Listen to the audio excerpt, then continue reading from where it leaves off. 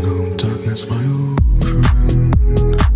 I've come to talk with you again, because a vision softly creeping left its scenes while I was sleeping. And the vision that was landed in my brain still remains within the sound of silence. In restless dreams I walked alone, narrow streets of cobblestone. Neath the halo of a street lamp, I turned my collar to the cold and damp. When my eyes were stabbed by the flash of a neon light that split the night and touched the sound of silence. And in the naked light I saw 10,000 people maybe,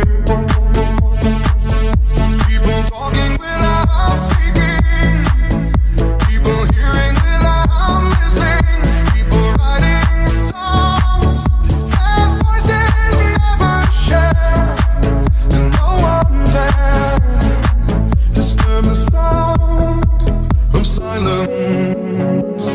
Fool said, you do not know. Silence like a cancer grows. Hear my words and I might teach you. Play my arms and I might reach you. But my words, like silent raindrops, fell and echoed in the wells of silence.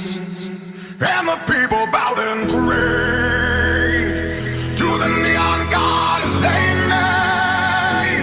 And the sign flashed out its warning, and the words that it was forming. And the sign said the words of the prophets are written on the subway walls and tenement halls, and whispered in the sound of silence. And in the naked light I